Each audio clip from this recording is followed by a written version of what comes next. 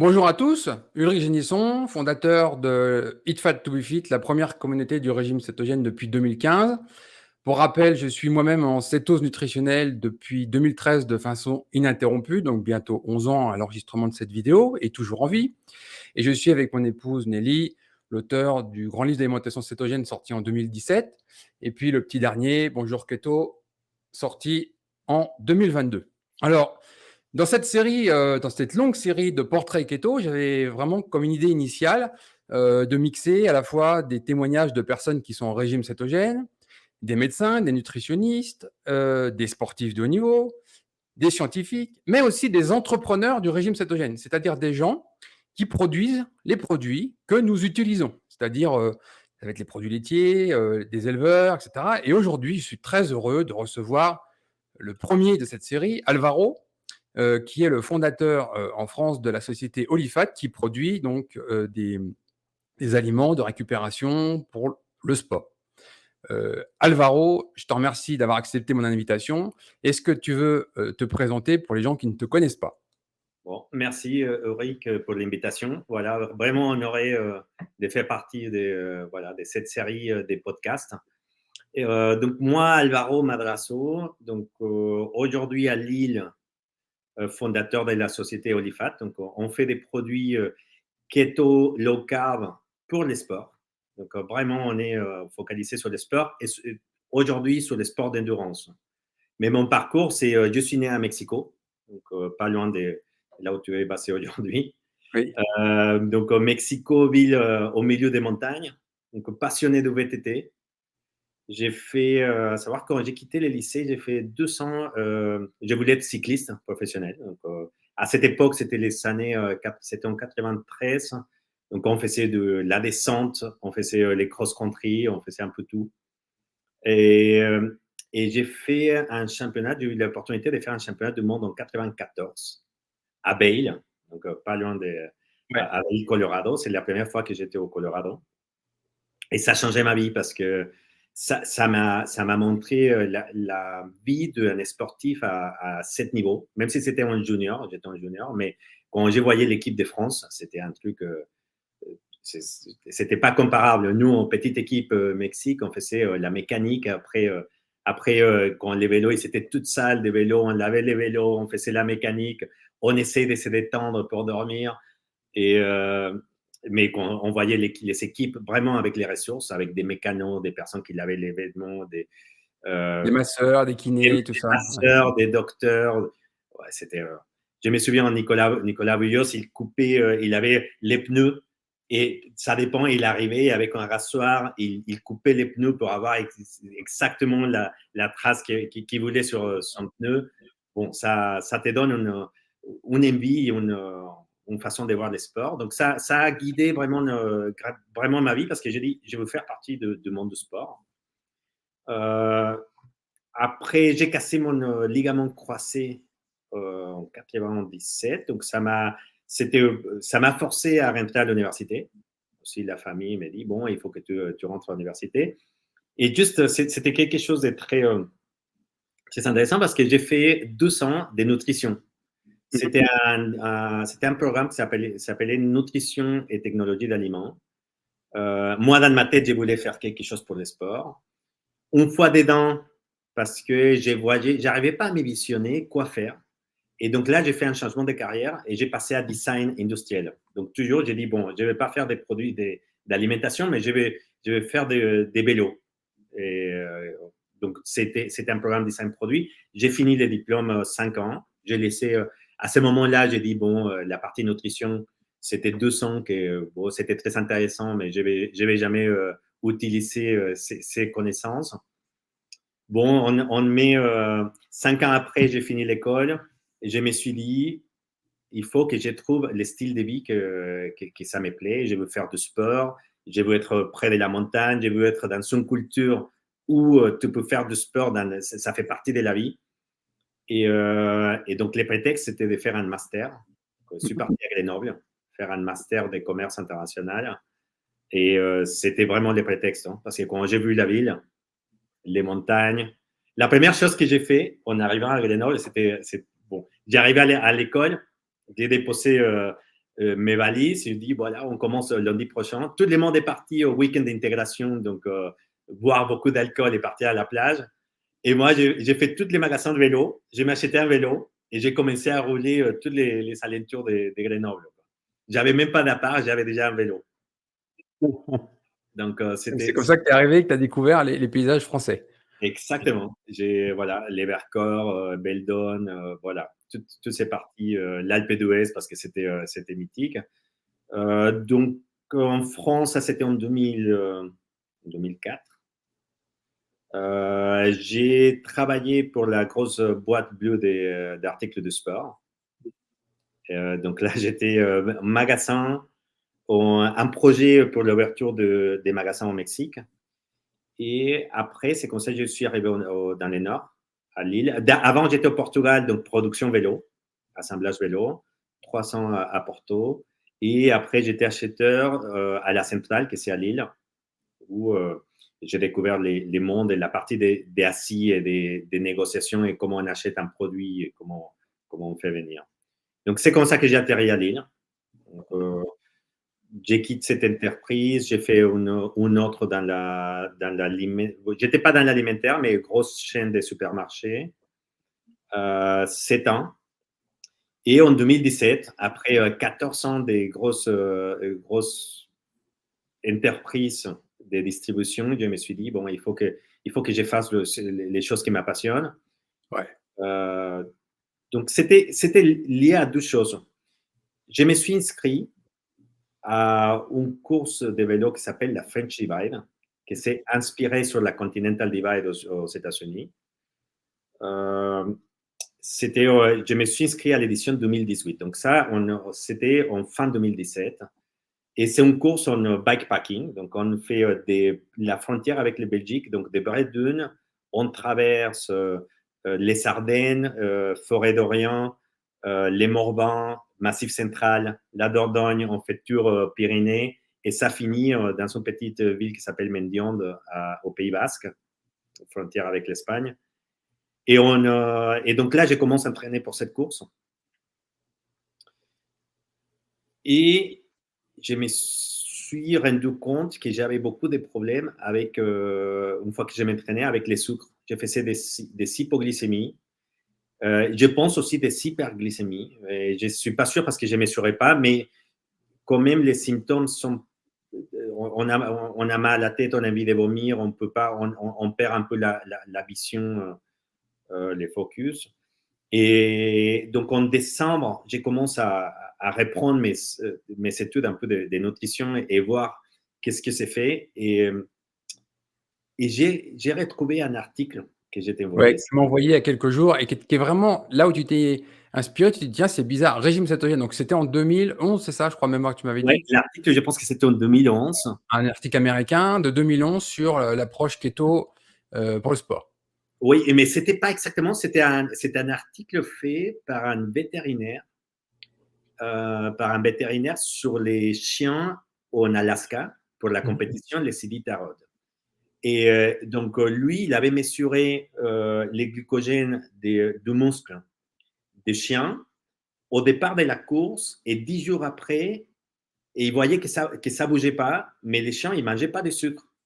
Ils mangeaient que du gras. Et donc là, il commence sur l'article, j'imagine, il parle de pourquoi avec cette alimentation, les chiens, ils s'arrivaient à conserver les réserves de glucogène quand ils s'attendaient complètement à une autre chose. Donc là, je suis un peu les fils, je commence à tirer, je vois son nom vétérinaire, je regarde, je trouve un podcast où c'est un podcast super intéressant, je pense que c'est Human Performance, c'est un américain. Et là, je les retrouve où il y a une étude payée par DARPA où sur les régimes cétogènes, il fait sur les forces spéciales américaines, les Navy SEAL, il commence à faire des tests de comment en apnée, il s'arrive à tenir 30% plus de temps juste en changeant les régimes. Juste une parenthèse, le DARPA, donc c'est un organisme qui finance les recherche et développement dans les milieux militaires américains. Donc, il finance à la fois en interne et en externe. Aux États-Unis, nous avons un grand expert dans le domaine qui a beaucoup bénéficié de ces fonds, c'est Dominique D'Agostino. qui a fait des recherches sur l'acétose, l'écorce cétonique, pour différents aspects. Au départ, elle a commencé avec les problèmes des plongeurs en plongée très profonde, avec les recycleurs, les problèmes de toxicité de l'oxygène sur le cerveau, avec l'usage d'écorce cétonique. C'est comme ça que les recherches ont été financées. Il y a de la recherche hyperbare qui a été financée, mais il a développé finalement tout un tas d'applications qui vont au-delà dans le médical, par exemple pour le cancer, pour différentes pathologies, etc. Là, on est dans le début des années 2010. Et c'est pour ça que ces travaux sont remarquables parce qu'ils ont eu des fonds fédéraux et après, ils ont été sur des applications militaires, y compris des militaires en opération parce que moins besoin, meilleure récupération pour le sommeil, etc. Mais finalement, il y a eu des usages grand public, civils, qui sont géniaux, quoi. Oui, exactement. Et moi, j'avais des petites bases, même si je n'avais pas allé au bout de mon diplôme de nutrition, j'avais 200, donc j'avais des bonnes bases sur les fonctionnements. Et j'ai dit, ça c'est incroyable, ça tient la route. Et c'est là que j'ai atterri sur les bouquins. Je pense que tout le monde a parlé dans la série des bolets qui finit. Les Et deux, je les deux livres de Volek Finet, il y en a un qui est fait pour le style de vie et puis l'autre qui est fait spécifiquement pour le sport. De mémoire, donc, qu'en anglais, jamais traduit en français et surtout sorti en 2012, je crois, quelque chose comme ça. Moi, j'en ai fait vite l'acquisition aussi en 2013.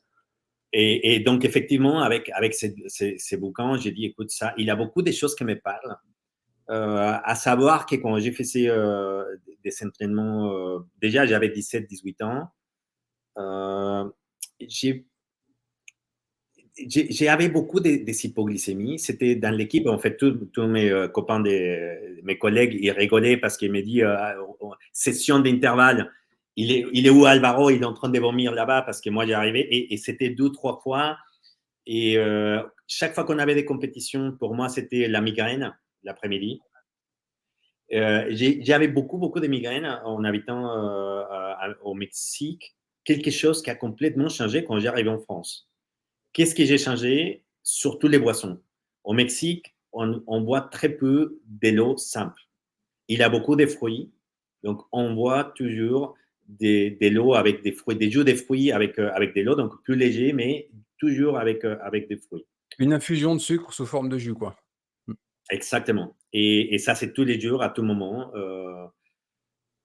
Donc, j'imagine que ça a eu une influence. J'avais une migraine, on va dire, toutes les 3, 4 semaines. J'arrive en France, en 10 ans, j'ai eu 3 épisodes de migraine. Toujours lié à qui, avant, la veille, j'avais fait une voilà, soirée où beaucoup de coca plus gâteau plus. Donc, pour moi, il avait beaucoup de choses qui faisaient sens. Donc, donc, en décembre 2017, j'ai mis à faire un régime, strict keto. Difficile au départ parce que j'y arrivais pas. Et tu sais, tous les monde qui commencent, en fait, on ne se rend pas compte que les glucides, ils sont partout. Je me Ils sont disais, cachés. bon, je prends des œufs avec du bacon le matin, mais avec un toast. Bon, un toast, c'est 15 grammes de glucides. Et donc là, quand on commence, ouais, je prends mon café, mais avec du lait. Bon, le lait, là, tu ajoutes des 10 grammes. Et donc là, très vite, tu étais à 70, 80, et c'est très difficile de faire la transition à ces niveaux-là. Donc ça m'a pris quelques mois. Donc là, j'ai fait ça 6 mois. C'était incroyable. La première chose, c'était la sensation de pas avoir faim et pas avoir des changements des moods, comme disent les Américains. Moi, Ouais. c'était quelqu'un que je m'énervais quoi, quand je mangeais pas. Et donc, avec ce régime, j'ai dit, bon, j'ai pas faim. Je mange parce que c'est midi, on va manger, tout le monde au bureau, il va manger. Mais j'avais pas faim. Donc là, j'ai fait cette course en étant en cétose. Et c'est là que j'ai fait, écoute, il y a quelque chose à faire sur ce type de produit pour la performance sportive. Ouais, à l'époque, 2017-2018, clairement, il y avait rien. Moi, j'ai commencé en 2013, il y avait quoi? 3 livres en France, en français. Bien sûr, aucun produit, rien de préparé, les ingrédients, personne ne les connaissait. Les recettes en français, personne ne les avait fait, ce qu'on a fait. Et toi, tu arrives avec cette idée de dire, OK, on passe les sportifs en keto. Tu es un pionnier parce que clairement, ce n'était pas du tout la mode encore à l'époque. D'ailleurs, en France, c'est encore pas vraiment la mode. Et je fabrique un produit pour aider les sportifs qui sont en keto. Voilà ta démarche. Donc, début 2018, on est d'accord. Exactement. Donc, ça m'a pris On va dire que 2018, j'ai mûri. C'était l'été parce que la course était en été. Donc après cette course, j'ai mûri les projets deuxième semestre 2018. J'ai présenté dans un incubateur ici en France. J'ai dit, je vais faire un produit à base de lipides pour les sports. Je ne savais pas du tout sur quelle typologie des produits. J'ai présenté, j'étais accepté dans l'incubateur et un peu, ça c'était bon, je pense que l'entrepreneuriat, c'est un peu comme un mariage, quoi. Soit tu es dedans, soit tu n'es pas. Ça peut se faire à moitié. Toutes, toutes les bouquins et les gens qui disent ah, il faut commencer sur les week-ends et sur les soirs et garde ton job, moi, je ne crois pas du tout. C'est soit tu es dedans, soit tu n'es pas. Et donc, Bah, moi, ça dépend de tes fonds, ça dépend de ce que tu es prêt à risquer, etc. Et puis ça dépend de ton métier. Et des gens, ils n'ont pas besoin de beaucoup de fonds. Ils peuvent commencer à mi-temps, ils se lancent comme ça, sans risque, sans crédit, sans investisseur, etc. Et puis il y a des business, il faut acheter des machines, il faut des locaux, il faut tout de suite du personnel. Et là, du coup, tu n'as pas le choix. Tu es obligé de vraiment y aller à 100%. Tu ne peux pas y aller à moitié. exactement. Et surtout avec ça, c'est un peu la personnalité aussi. Hein. Moi, je suis un peu bon. J'ai quitté tout pour venir en France, donc les risques, c'est quelque chose qui m'attire, qui me drive. J'aime bien cette notion. Ça m'a fait rire parce que tu m'as fait penser à. On était dans une de ces grosses boîtes qui c'est presque la fonction publique et ils mettaient des cellules pour gérer les changements parce qu'il y avait beaucoup de gens qui avaient des crises, les choses changeaient trop. Je disais, mais moi, j'ai besoin de mon cellule parce que moi, j'ai du mal parce que ça ne change pas assez. Et là, vraiment, ça me dérange. Et bon, parfois, bon, on y va, mais c'est un peu la vie. Hein. Il faut se lancer parce que C'est vrai. Ouais. on vit que. Moi, c'est pareil. J'ai monté ma première entreprise, j'avais 19 ans. Et à l'époque, toi, c'était dans une équipe, je cherchais des fonds pour créer une équipe sportive en motocross professionnelle. Et de haut de mes 19 ans, je cherchais déjà à l'époque 1 million d'euros quoi, par an. Tu vois, et donc, du coup, c'est formateur. Tout ce que tu apprends, tes échecs et tout, parce que là, tu prends des claques, tu prends des fessées, tu débarques dans un monde que tu connais pas. C'est formateur. Voilà, c'est Ouais, formateur. complètement, complètement. Donc, première chose que j'ai fait, c'est, je me souviens, c'était donc en 2019, il m'accepte en mars à l'incubateur. J'ai quitté mon poste avril, 19 avril, et je pars il avait une conférence à Austin, la Keto Conference. Et donc là, je débarque, j'ai dit, bon, on est en France, il n'y a rien, j'ai pas d'alimentation, donc je vais voir c'est quoi qui se fait aux États-Unis. Et donc là, là, tu veux Paul Saladino, en fait, toutes les Sean Baker, voilà, que c'est un mec de 2 mètres. Là, on voit sur ces vidéos, c'est imposant, mais quand on les voit en vrai, il est imposant. Ils ont présenté les documentaires de Fat Truth, je pense. Je ne sais pas si tu l'as vu, c'est qu'à la fin, il a quelqu'un avec un diabète qui coupe. Il y a eu tellement des documentaires aux États-Unis qu'à la fin, je mélange un peu les noms. Et depuis allez, une douzaine d'années, ils en sortent régulièrement, des très bons d'ailleurs. Ouais, Fat Fiction qu'on avait produit, on a produit les sous-titres français pour Fat Fiction qui est sorti l'année dernière, non, il y a 2 ans maintenant, qui était très bon aussi. Et c'est dans la même idée en fait, parce que c'est les mêmes personnes qui interviennent, Nina Scholz, euh, Tim Noakes, etc., qui sont toujours les pionniers du régime cétogène. Et donc les conférences, elles se passent ici parce que je crois que l'année dernière, j'avais fait un calcul, il y en avait une par mois aux États-Unis, une grande par mois. pardon, ouais, Alors qu'en France, on n'a toujours pas réussi à en faire une seule, tout court. ouais. Et donc là, je me retrouve à voir les mondes du keto aux États-Unis, où à ce moment-là, les marchés les plus importants, et je pense que toujours, c'est la perte de poids. Il a Oui. une nécessité de perdre de poids, donc plutôt un marché féminin pour faire il les voit comme un régime de perte de poids.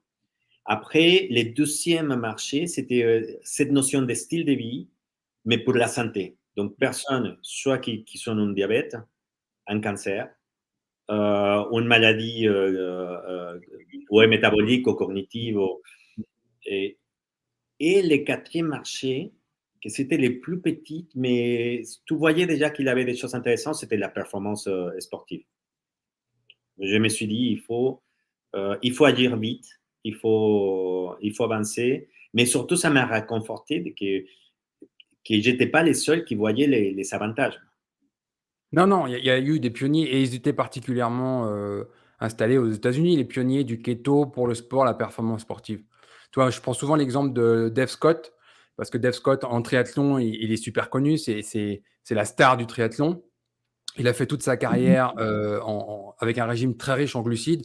De mémoire, ça oscillait jusqu'à 70-80% de glucides pour ses performances. Et il développe une insuffisance cardiaque. Il perd 30% de sa capacité cardiaque. C'est là qu'il comprend l'erreur. Et il travaillait déjà à l'époque avec Phil Mafton. Phil Mafton, qui était un des pionniers aussi du keto. Il a publié beaucoup d'études, la célèbre méthode Mafton, etc.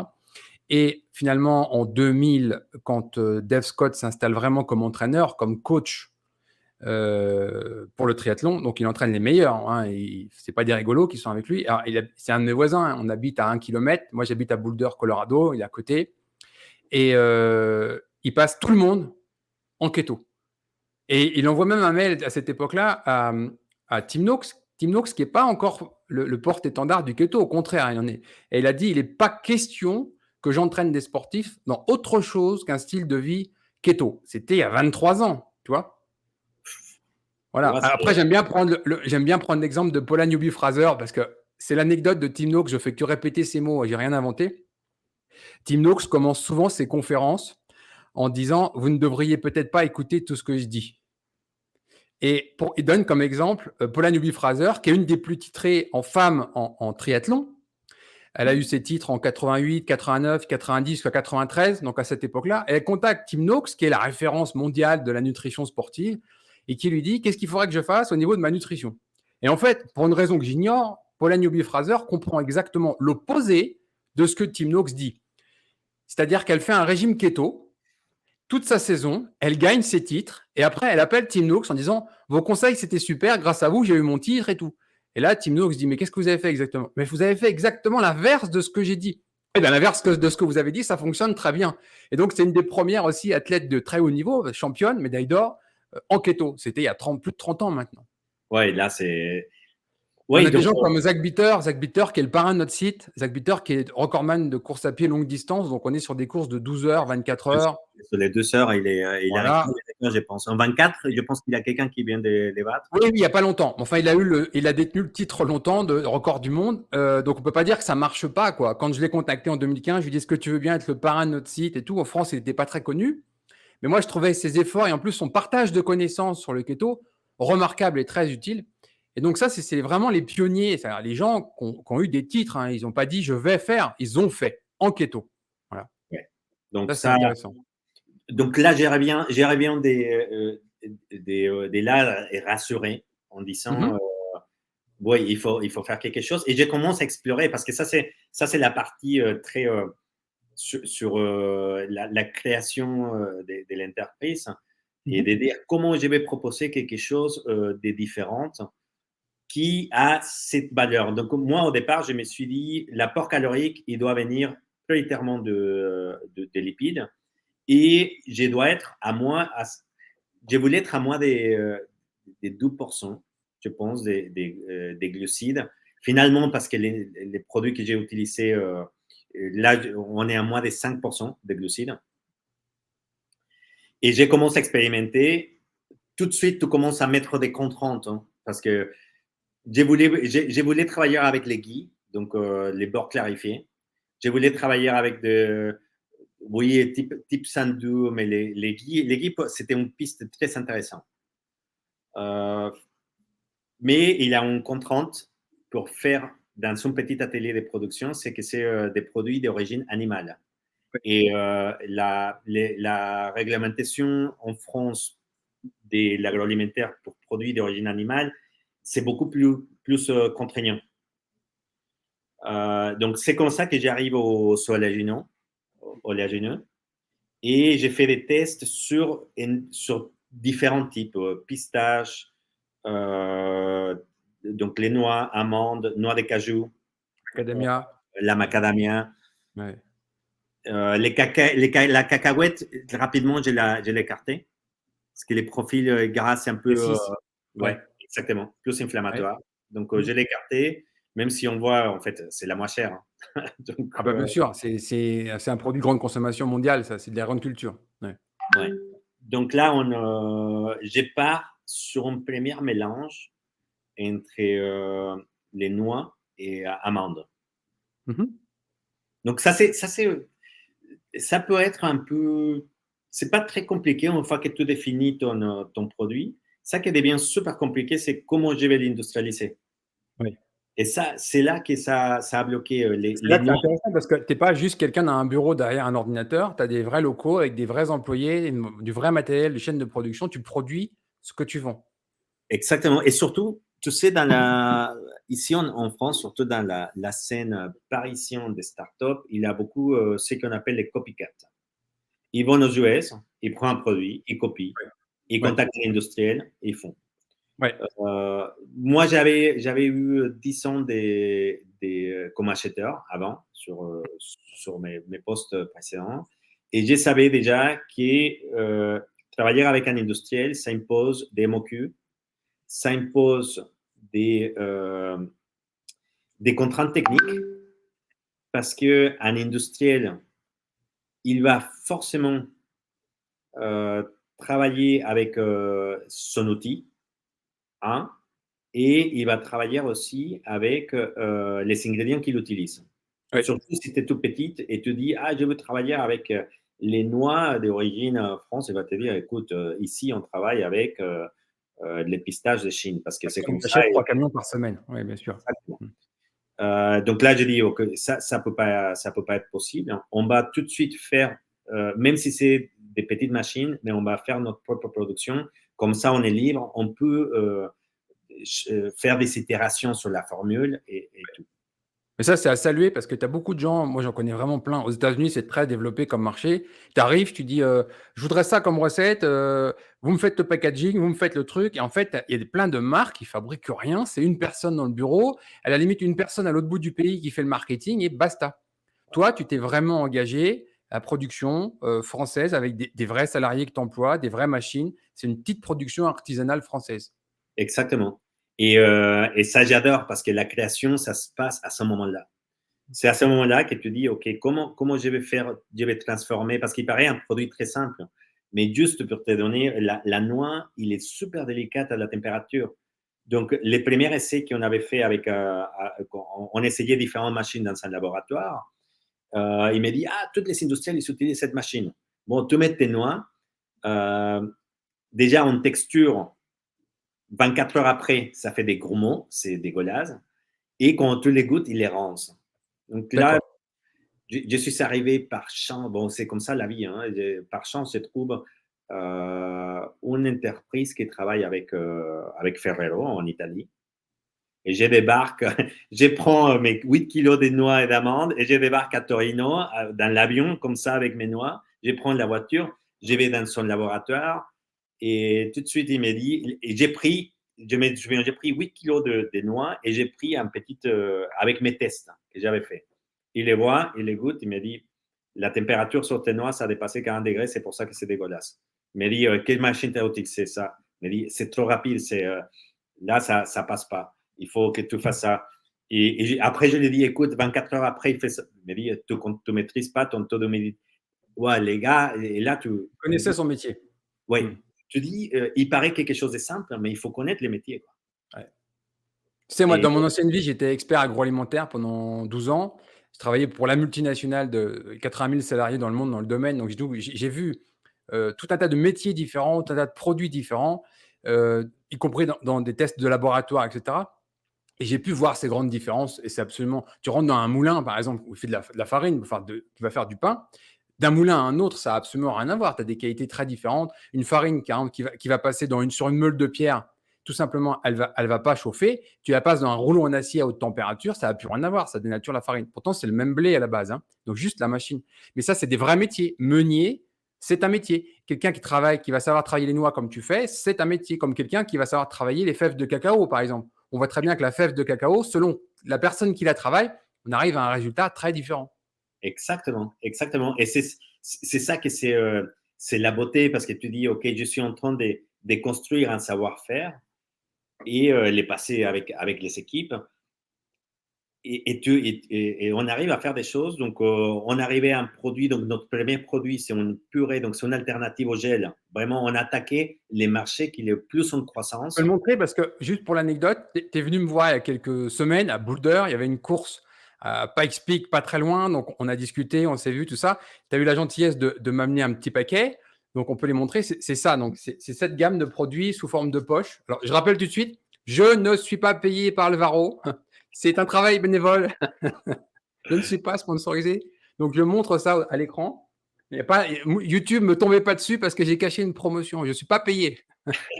Voilà, c'est le genre de poche que les sportifs peuvent emmener avec eux en vélo, en course à pied. Et donc tu as plusieurs goûts. Vas-y, raconte-nous ce que tu as fait avec juste déjà tes poches de beurre de noix. Oui, donc on arrivait avec un produit qui on arrive à une texture très lisse. Donc, Mhm, l'idée, c'est de venir contraire les gels avec un produit très gras. Donc, on bien ajouté, on a autour de 9% des huiles MCT. mhm. Donc, Euh, triglycérides à chaîne moyenne, hein, c'est une forme d'acide gras. C8, C10, j'imagine, c'est un mélange des deux. Voilà. Qui après, est rapidement absorbé. Voilà. et ça, c'est intéressant parce que, comme j'ai dit aux gens, ça permet de faire une digestion très facile, une absorption plus rapide. Donc, c'est un produit qui c'est très digeste. Ça, c'est la première des choses. L'estomac, il ne travaille pas parce qu'il est déjà, il est tellement lisse que ça part direct à l'intestin. Donc, ça va s'absorber. Et une petite potion de 40 grammes, c'est, si je ne me trompe pas, presque 300 kilocalories. Ça dépend de la formule, mais D'accord. 280 à OK. 300 kilocalories. Et je vois que tu rajoutes systématiquement aussi du sel, parce que tu as compris l'importance du sel. Oui. Et surtout, tu sais, c'est marrant, tu vois, tous nos produits, ils disent Brutal Salty Energy. Salty, c'était une façon de dire, c'est pas sucré. Donc les gens, ils Ouais. comprennent tout de suite, sans nécessité de dire, il n'a pas de sucre. En C'est fait, c'est pas l'opposé, en fait. sucré, mais il n'a pas d'édulcorant non plus. Parce qu'après la visite aux États-Unis, une des choses que je me dis, la stevia, c'est interdit. Là, je ne peux plus. J'avais goûté énormément des produits. J'ai dit, attends, je déteste. Les stevia, on n'utilise pas. Donc, ici, dans l'équipe, j'ai dit, il y a des choses des mots qui sont interdits. Donc, stevia, c'est un des mots interdits. Les chèques aussi, parce qu'un jour, il y a quelqu'un qui a voulu nous payer un chèque dans un événement. J'ai dit, mais attends. Non, Donc mais là, on a des donc, tu petites. développes ça en 2000, les premiers produits sous forme de poche, comme ça, ils arrivent quand? Fin 2018, Donc, 2019? non, c'est 2000. Donc, on a commencé la prod en 2020, mais on avait les Covid. Ah ouais, tu arrives en plein Covid. Bim. Donc, les machines que j'avais achetées, qui devraient arriver en février au laboratoire, ils ne pouvaient pas sortir. Je me souviens, c'était les débuts c'était en mars que c'était les débuts des lockdowns. Et Ouais, c'était la folie. Et même les machines, là, ils ne pouvaient pas passer la frontière. d'accord. Et donc, les machines, ils sont arrivés fin juillet. Et les premiers produits, ça arrive fin 2020. D'accord.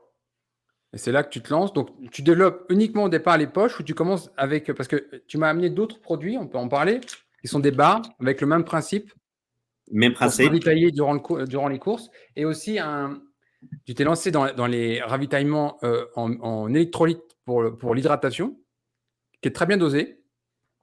Donc, vas-y, raconte-nous le développement de tout ça après. Donc, on a commencé avec 4 goûts qu'est sur les purées. Ça, c'est la Mhm, première gamme. mhm.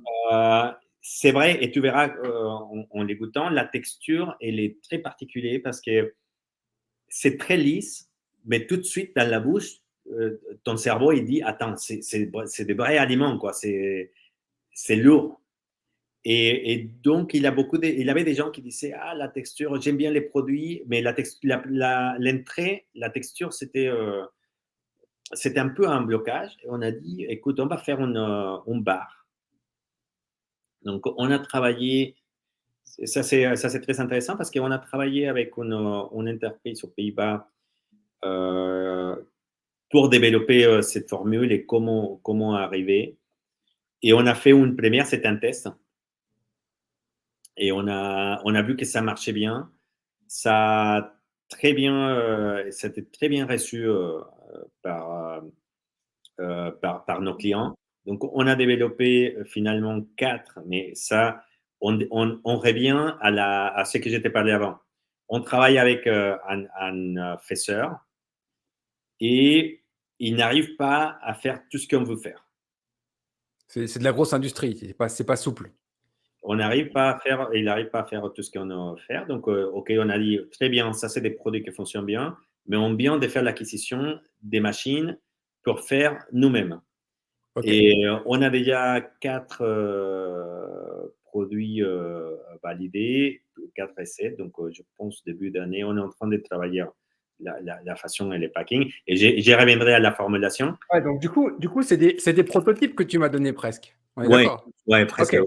Non, mais d'accord. Je les avais gardés gentiment. Je me suis dit: «Je vais les montrer quand je t'interviewerai». Mais d'accord, très honoré. Du coup, je vais pouvoir les tester maintenant que la vidéo va être faite, je vais Ouais, pouvoir les essayer. je vais t'envoyer. Donc là, ça, c'est les premières qu'on a fait en externe. Et Mmh là, mh. on a ce qu'on fera en interne bientôt. Ça, c'est un peu les scoops de podcast. Mais ça va nous permettre de faire déjà des éditions limitées, d'expérimenter avec plusieurs Mais gammes. du coup, on peut pas savoir à l'avance ce qui va partir, qu'est-ce que les gens vont aimer. Toi, tu vas tester un truc, tu vas aimer ce goût-là. Finalement, la majorité va aimer un autre goût. Donc, Exactement. faut tester, quoi. Et là, l'avantage avec tes machines, c'est que tu as la souplesse de pouvoir dire, bah, on fait cette recette-là, puis au bout de 2 mois, on l'arrête parce qu'elle prend pas et on en fait une autre. Exactement.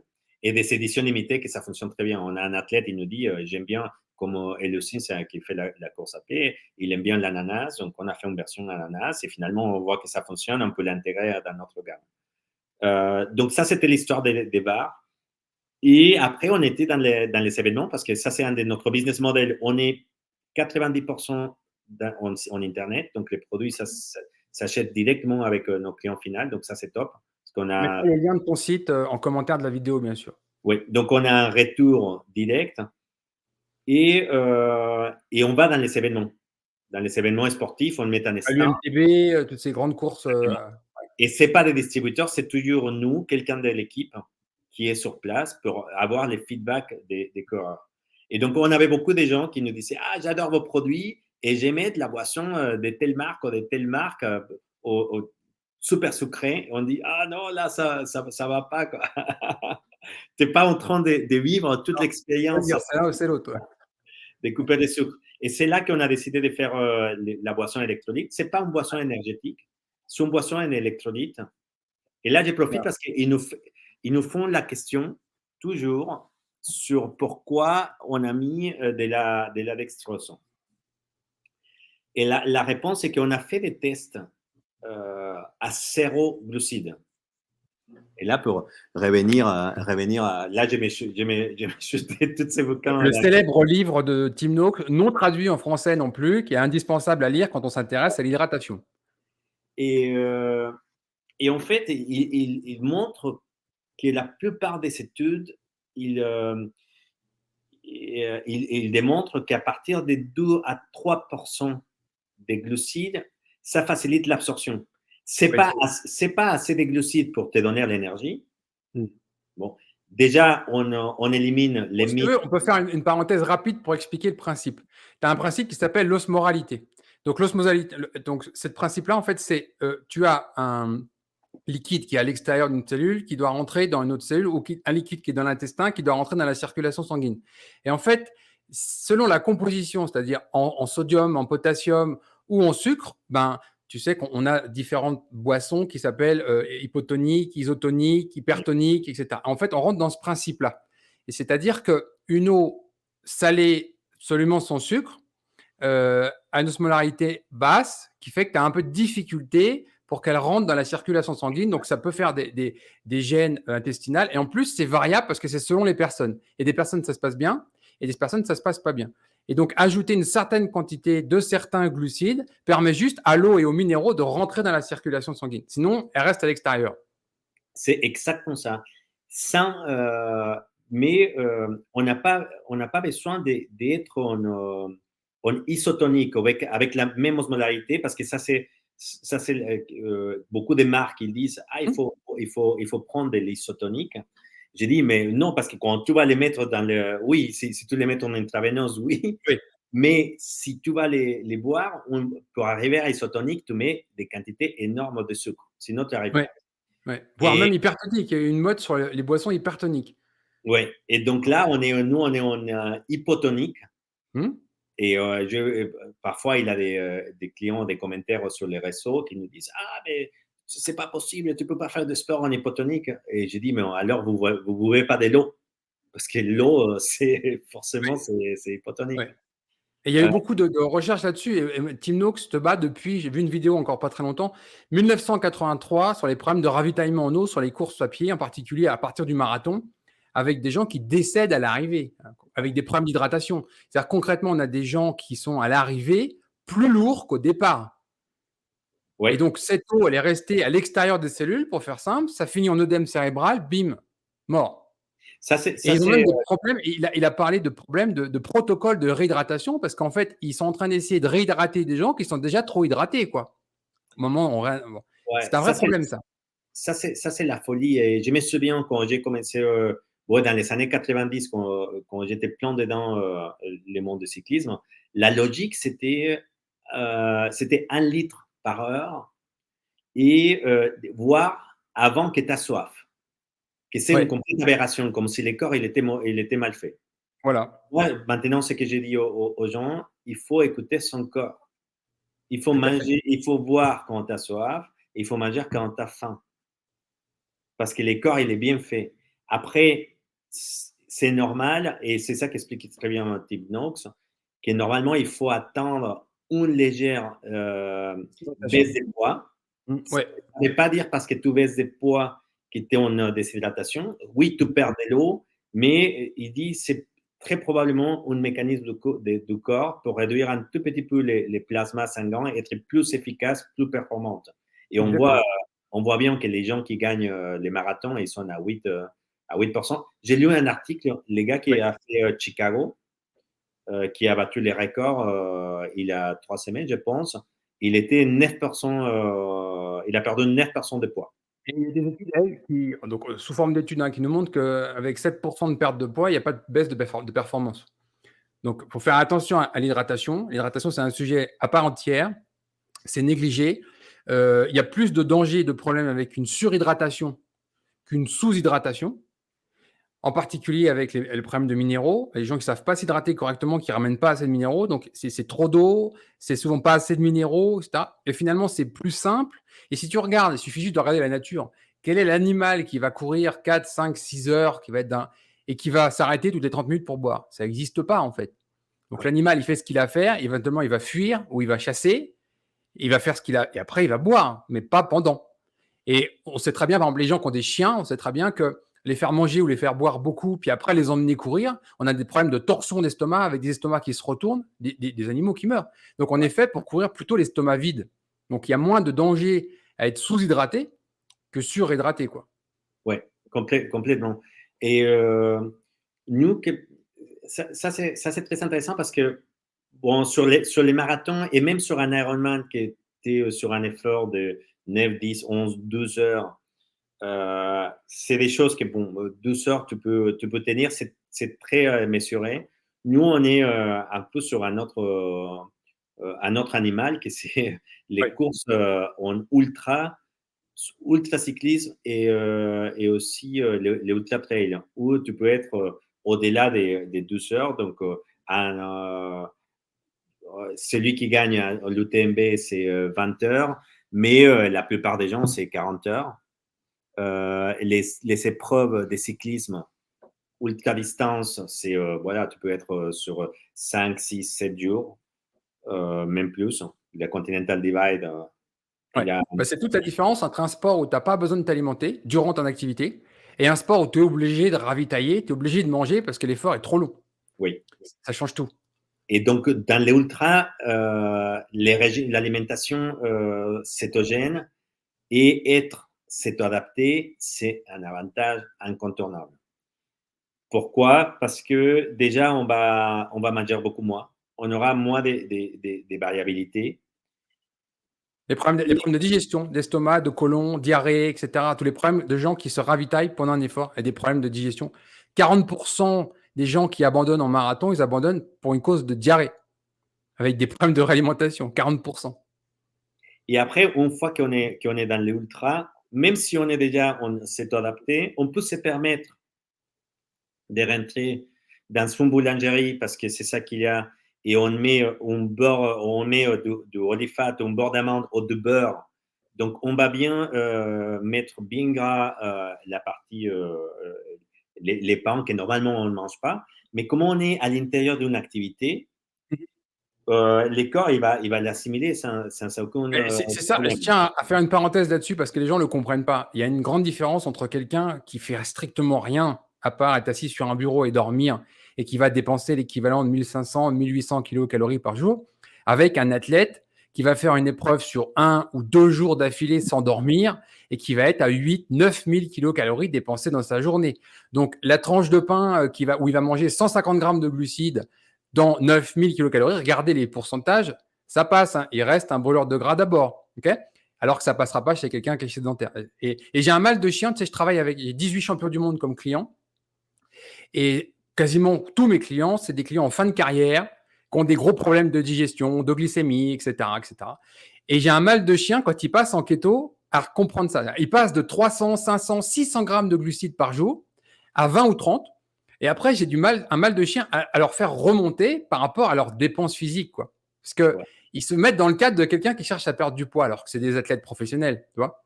On passe d'un extrême à un autre extrême, quoi.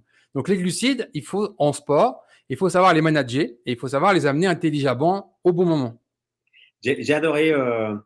Donc, entre-temps, là, j'ai fait l'année dernière, il y a 18 mois, j'ai voulu me remettre à jour sur la partie nutrition. Donc là, j'ai fait un cours avec Tim Noakes.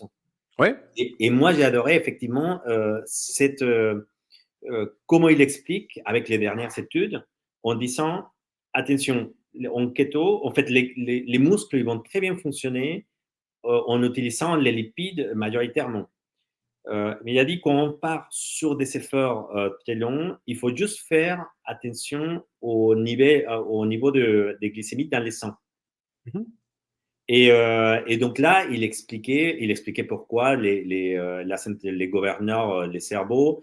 Et, et donc là, il expliquait très bien comment, quand on fait des longues distances, être entre 10 et 20 grammes, ça suffisait largement Oui, oui, pour bien sûr. pouvoir tenir À l'heure. l'effort. 10 ou 20 grammes à l'heure. Oui, À l'heure. que c'est complètement une autre chose avec certaines marques qui Ah disent oui. 90, 5 grammes à l'heure. Que c'est une folie. Et c'est intéressant quand on a des capteurs de glycémie en continu, tu sais, des CGM par exemple, et que tu commences à faire des entraînements en simulant les épreuves, etc., voir ce que fait ta réalimentation sur ta glycémie, etc. Et on voit que c'est 5, 10, 15, 20 grammes de glucides placés intelligemment. Alors, bien sûr, selon le rythme cardiaque, selon la zone d'effort. Si tu travailles à 130 pulsations minutes ou si tu travailles en permanence à 185, c'est pas la même chose. Donc, Exact. en analysant sa glycémie, bah, on se rend compte en fait qu'on peut manger 15-20 grammes de glucides sur 1 heure dans ce type d'effort et la glycémie est totalement stable. Et c'est transparent, c'est comme si tu n'avais pas mangé. Tu vois. Alors que tu vas avoir un pic de glycémie avec 20 grammes de glucides absorbés d'un coup si tu es sédentaire. Donc, faut les placer judicieusement. La science du sport en keto, c'est quelque chose de très particulier. On change complètement de logiciel. Oui, complètement, complètement. Et je trouve ça super intéressant. Et je reviens sur les nouvelles barres qu'on est en train de faire. Les barres qu'on a aujourd'hui, c'est 4% de glucides, donc c'est quelque chose de très strict. Donc 4%, c'était à 2 ou 3 grammes par barre. Parce qu'une barre, il fait 50 grammes. Donc là, tu es à 2-3 grammes. Et donc, les nouvelles barres qu'on est en train de réfléchir, on sera autour de 8. Donc, Ouais. c'est trop bas. Mais comme ça, si quelqu'un il prend de la boisson plus le 8, on sait qu'on est à 10 Ouais. grammes.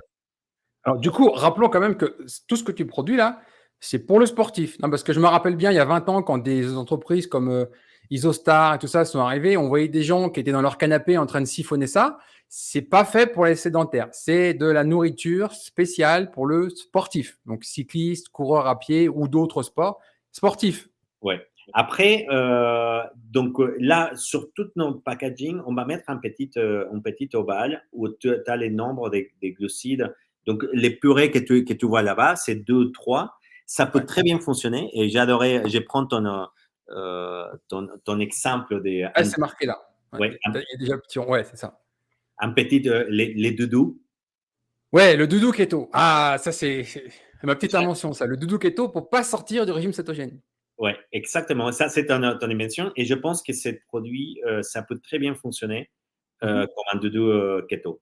Parce que tu peux avoir. Quelqu'un qui a besoin de quelque chose de réconfortant, et au lieu de craquer sur le Paris-Brest chez le boulanger, et il a besoin de manger quelque chose qu'il a sous la main sans sortir de régime cétogène. Même si c'est gras, même si éventuellement c'est très gras, alors ça ne va pas participer à sa perte de poids, il n'est pas sorti de cétose. Donc on n'a pas ces variations entrée-sortie de keto. Exactement. Donc là, je pense que les produits, ça peut très bien fonctionner pour ça. En dodo, et surtout parce ils sont bons, quoi, ils sont gourmands. On commence à jouer avec 2-3% des fruits lyophilisés. Donc, on a la myrtille, on a toujours des fruits de bois et des trucs qu'on peut utiliser en keto. Mhm. Et donc là, ça vient remplir cette petite, surtout quand on commence. Ouais, Surtout quand non, on c'est clair. commence. Il y a des gens, ils craquent au bout de 15 jours, un mois, 2 mois. Ils ont besoin de ces petites choses-là. Et ce que j'ai appelé le doudou keto, c'est pour moi la solution anti-échec, anti-sortie de cétose. En fait. Il y a la sortie de route en voiture, il y a la sortie de cétose. Exactement. Donc, voilà, donc ça, c'est on a parlé des boissons, donc ça, c'est les 3 gammes. Ouais, c'est intéressant parce que moi, tu sais, je suis très focalisé sur ce que tu as fait là. Euh, J'utilise un produit qui est américain. Aujourd'hui, ce n'est pas distribué en Europe. Et je suis très focalisé sur le ratio entre le sodium, le potassium et aussi le magnésium. Moi, les électrolytes, pour moi, il y a un équilibre en permanence à tenir. Et là, je vois que sur un sachet de 20 grammes, donc tu mets 1000, donc 1 gramme de sodium et 750 milligrammes de potassium. C'est un équilibre intéressant parce que moi, je me rappelle au début, dans les années 2013-2014, quand il n'y avait rien, j'ai tout testé, y compris les trucs stupides. J'avoue, j'ai fait des choses stupides pour aller à l'échec, pour voir. Typiquement, essayer de me réhydrater avec de l'eau de coco, par exemple, tu as un peu de glucides dedans, mais tu as beaucoup trop de potassium. Du coup, j'amenais pas assez de sodium en face. Ah bah là, tu es tranquille, tu finis à 2 à l'heure. Hein. Donc, l'équilibre entre le sodium et le potassium à trouver, il y a plein de marques différentes, il y a plein d'équilibres. Et pour moi, ce que tu as fait avec 1000 de sodium, 750 de potassium et 150 de magnésium, c'est intelligent dans le ratio. Bon, là, ça me rassure. Tu sais, c'est un peu. J'ai l'impression qu'il y a beaucoup les marques qui ont parlé, qui vont avec un faisseur et qui font des tablettes effervescentes et qui vendent ça pour après les journées de fête, la goutte de bois qui vont arriver en hydratation. Et sur les marques, les grosses marques qui vendent ça en mass market, quand tu vois la quantité de minéraux qu'ils mettent, j'ai l'impression qu'ils n'ont pas envie de rien faire. C'est juste du marketing et ils vont pas se mêler des est-ce que c'est trop, c'est peu, mettre les minimums et ils vendent le comme ça. Il y a de tout. Aux États-Unis, c'est vraiment large. Et moi, j'aime quand ils commencent à gaver de vitamines, par exemple, dedans. Enfin, il y en a quelques-unes, on pourrait discuter, mais en gros, mettre des vitamines là-dedans, c'est pas un supplément alimentaire, c'est quelque chose qui doit être réhydraté. Donc, on voit très bien, par exemple, quand tu fais un sport long, tes besoins de réhydratation, c'est pas les mêmes. Toi, quand tu as couru 40 bornes, tu n'as pas envie de ton eau plate. Tu es content d'aller vers ta ceinture, par exemple, là, techniquement. Tu as beaucoup de gens aussi, tu prends des ultra-trailers, les mecs, ils sont obligés d'y aller au coca, quoi, parce que ne serait-ce que, tu sais, ce gaz carbonique qui est mis dans la bouteille, on sait très bien ce qui se passe au niveau de l'effet de bord avec la réoxygénation. Si tu prends une boisson qui est riche en gaz carbonique, ça permet de libérer l'oxygène dans le corps. Et donc, ces besoins en minéraux, ils sont importants. Pour moi, ils sont négligés. On voit très bien beaucoup de marques, beaucoup de choses en effervescence, etc., qui sont très mal dosées. L'équilibre surtout entre le sodium et le potassium, c'est catastrophique. Voilà. Donc là, le dosage est intéressant. Moi, j'utilise principalement Redmond, tu sais, c'est le sel de Redmond de l'Utah. Ils ont fait une boisson, un pot avec un mélange de minéraux. L'équilibre est bon. Mais il y a d'autres marques, hein, mais c'est souvent mal fait et c'est souvent mal dosé. Oui. Là, je suis d'accord avec toi. Il y a parfois l'envie de vouloir tout faire avec un seul produit. Et là, ils m'ont proposé, on met des vitamines, on met, tu sais, pour les Des microbiotes. probiotiques. Des Ouais, probiotiques. les probiotiques. Ouais. Attends. Les vitamines, c'est l'alimentation. Ça c'est pas Ah pour oui, un. mais ils mettent la totale ici. Prébiotiques, probiotiques, vitamines. Enfin, alors, à la limite, ce qui est intéressant, tu vois, moi, je suis assez pointu sur ces sujets-là. Aux États-Unis, ils le font beaucoup. tu as maintenant des capteurs d'analyse de transpiration. Et donc, tu as des patchs, ils t'envoient ça en analyse et tu sais exactement ce que tu transpires. Parce que les gens ne le savent peut-être pas, ils s'imaginent qu'ils transpirent que du sel. Mais en fait, c'est un équilibre complet en minéraux. On transpire de l'iode, on transpire du zinc, on transpire du cuivre, on transpire bien sûr du magnésium, du potassium et du sodium. C'est un ensemble. Et la transpiration est différente d'un individu à un autre, d'un rapport à peu près de 1 à 4. Ouais, C'est-à-dire que d'un individu à un autre, la perte en transpiration peut être 4 fois supérieure. Donc les apports doivent être adaptés. Alors certains sportifs de niveau font ces analyses, comme ça ils font une boisson de récupération ou une boisson avant l'effort ou pendant l'effort totalement adaptée à leur profil de transpiration. ça, c'est effectivement, si tu as les moyens, ça, c'est la meilleure façon de faire. Nous, Ouais. on est parti sur une moyenne sur ce que tu perds. J'ai pas voulu mettre des. Il y a deux raisons. Après, quand tu mets des vitamines, la durabilité de ton produit, c'est pas la même. Les vitamines, ils vont, je sais pas, 8 mois, 10 mois maximum. Après, ils perdent en efficacité. Donc, nous, c'est vraiment une boisson réhydratation pour remplacer les minéraux qu'on perd pendant l'activité sportive. Et c'est tout, quoi. On n'essaie pas de tout venir faire avec un seul produit. Et je Ouais, c'est pense très que bien. ça se sent bien. Ces trois minéraux-là, ils sont centraux parce que on a vraiment un milieu extracellulaire, un milieu intracellulaire avec un équilibre sodium-potassium. Le magnésium participe massivement à l'activité musculaire. Quand on fait travailler un muscle, on consomme du magnésium. Donc, tu l'apportes dans ta boisson. Il n'y avait pas besoin de plus que ça. Pour moi, il faut s'arrêter là. Ouais. Donc là, on est complètement en face.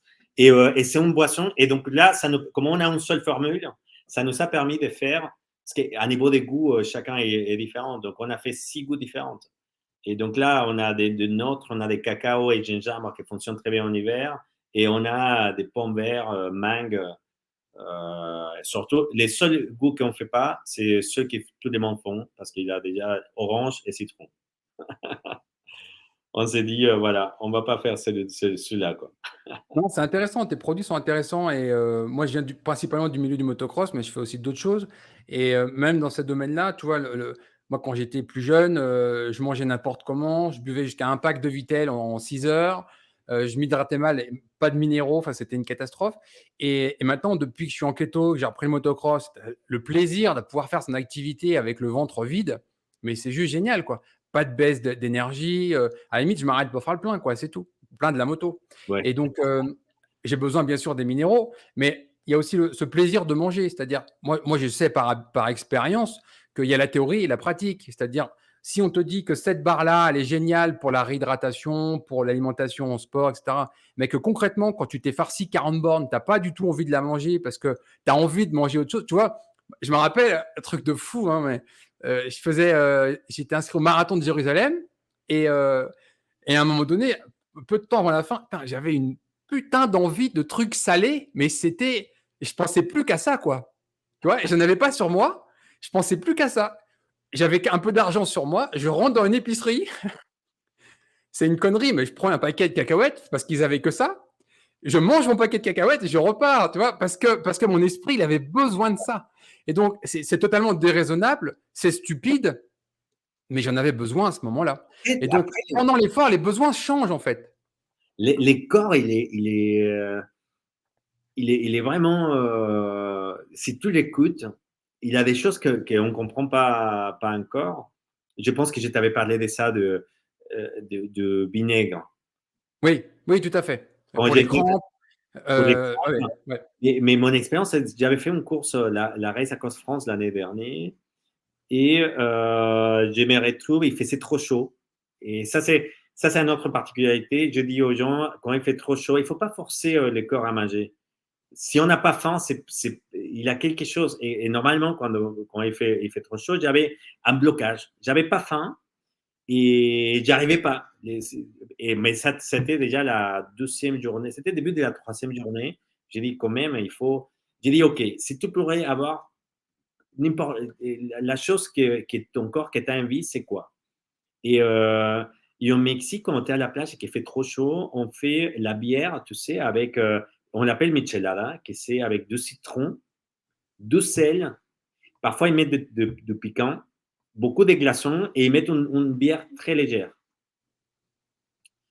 Et je me suis dit, écoute, là, ça me parle. Donc là, je m'arrête dans un petit bar. J'ai dit, bon, c'est quoi la bière la plus légère? C'est une bière portugaise, la Superboc. J'ai dit, bon, et donnez-moi un Perrier aussi. Donc la Superboc, il est tout petit, un Perrier. Et à côté, il y avait un magasin.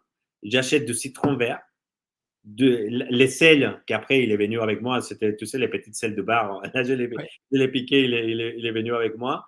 Et j'ai trouvé un Tabasco. Donc là, j'ai mis du citron, de Tabasco, et c'était incroyable comment ça m'a débloqué. Et après, en réfléchissant, il y a deux choses que, et là maintenant, je commence à lire beaucoup sur les sujets. Donc, un, la Tabasco, c'est deux choses, c'est du vinaigre, Ouais. c'est aussi l'acide de citron, et les piquants aussi, il a une fonctionnalité assez intéressante. Ouais. Parce que Ouais. tu sais, les marques de nutrition sportive, ils sont beaucoup focalisés sur, ah oui, c'est les protéines, les trucs sur les macros, et très peu sur les goûts. Ouais. Mais les goûts, il a une fonction primordiale. Et il a des études où quand les piquants, il va décaler la sensation de fatigue. Il y a une action sur le nerf au moment où on l'avale. On peut avoir la même chose avec une cuillère de moutarde. Voilà, c'est Exactement. la même chose. Tu as le même effet et ça passe en quelques minutes. Mais en Et, fait, c'est pour ça qu'on se rend compte et comme le disait Tim Noakes, parce que là-dessus, c'est vraiment le pionnier, le gouverneur, il est là-dedans exactement. et la nutrition en tant que telle, les micronutriments, les macronutriments, c'est une chose, mais il y a l'aspect nerveux aussi.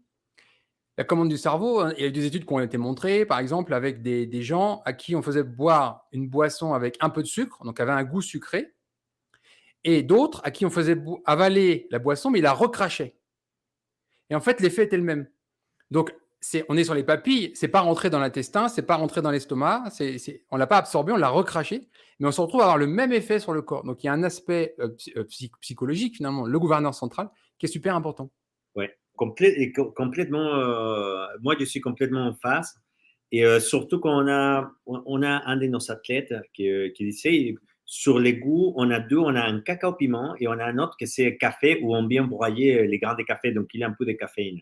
Mais c'est des goûts très amers parce que les cacao, c'est cacao 100%. Donc c'est un goût amer. Et il disait, je garde ça et dans la course à pied, vers 4-5 heures du matin, je prends ça et ça me réveille. Mais Ouais, c'est une histoire de goût. ouais, bien sûr. Ah non, mais Et c'est pour ça que je dis, il y a la théorie. Sur le papier, on peut faire un.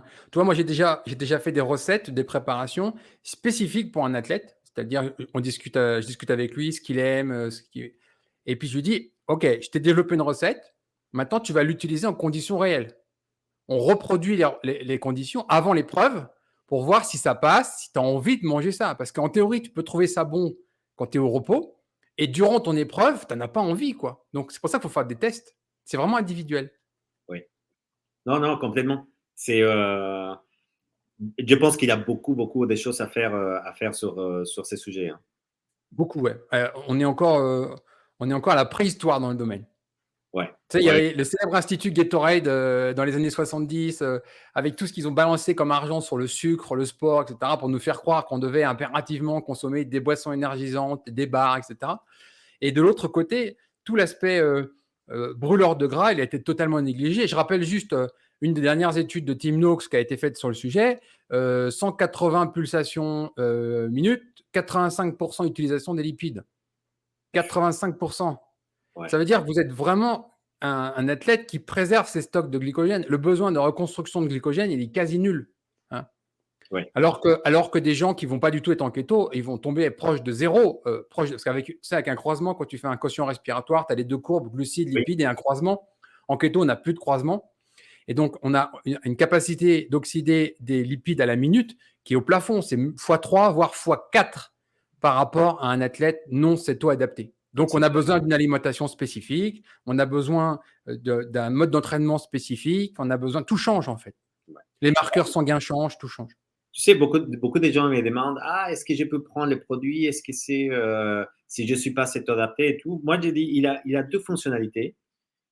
Euh, il a la problématique des produits très sucrés. Et donc là, si quelqu'un, même, il n'est pas adapté, mais il va utiliser nos produits à la place À la place d'un truc que c'est que de sucre, de l'eau, un gel, je dis, bon, tu vas éliminer les 3 problématiques basiques, très simples qu'on identifie avec ces produits, que c'est écœurement de goût. Deuxième, problème digestif. Et troisième, pour les gens, c'est pas pour tout le monde, mais beaucoup et de plus en plus, des hypoglycémies réactionnelles. Et surtout les gens qui sont pas à très haut niveau et qui vont partir et ils vont marcher, c'est plutôt une randonnée plutôt qu'une trail. Hein. Ils sont pas en train de courir, ils sont en randonnée. C'est eux qui sont plus à risque de faire une hypoglycémie réactionnelle.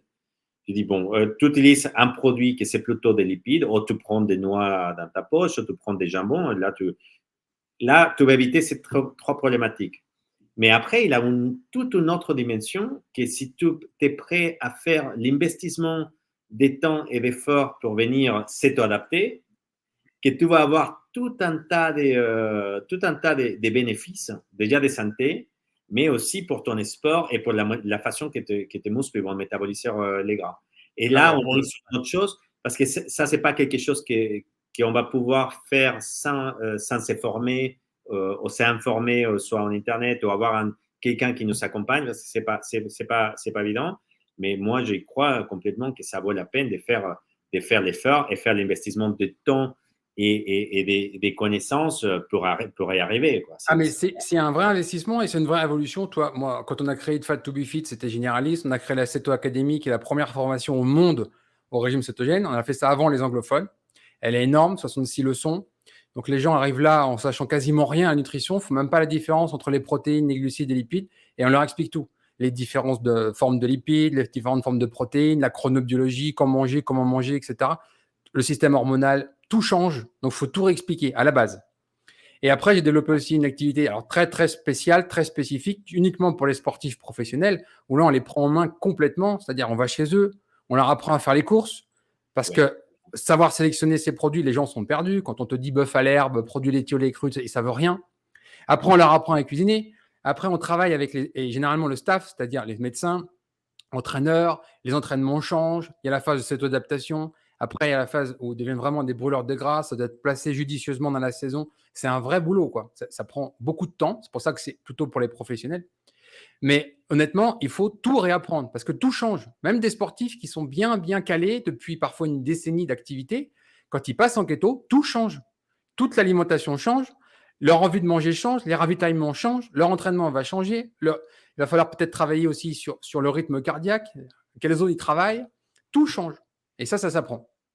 Ça que c'est incroyable, c'est les courses, c'est clé. Hein. Les courses, c'est clé parce qu'on ne se rend pas compte de l'aspect addictif de certains aliments. Moi, que j'ai 2 filles, moi, à la maison, par exemple, le Nutella, c'est interdit. C'est pas juste pour interdire, parce que eux, ils sont en train de grandir. C'est pas aussi bon chez des copains, ils peuvent prendre. Mais je l'ai interdit parce que je sais que s'il est là, maintenant, ça fait 10 jours que je me suis remis en stick. J'étais, on va dire, en low carb. Mais moi, j'ai quelque chose que c'est addictif. Et si je sais qu'il a les peaux là, je suis capable de me réveiller et de sortir une cuillère pour faire. Mais ça s'explique de façon simple. Il y a un grand chercheur au CNRS en France qui avait fait une étude pour comparer des souris addictes à la cocaïne versus sucre. Et il a fait la preuve en fait que le sucre avait une connotation plus addictive que la cocaïne. Hein.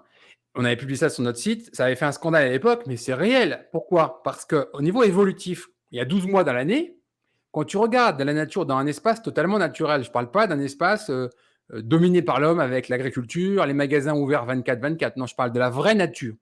Quand la nature place des glucides sur notre route? Ben, judicieusement, fin août, septembre, octobre. Pourquoi? Pour nous faire devenir gras. Pour l'hiver. Riche en fructose, on devient gras et comme ça, on survit l'hiver. Parce que l'hiver, on va manquer de nourriture.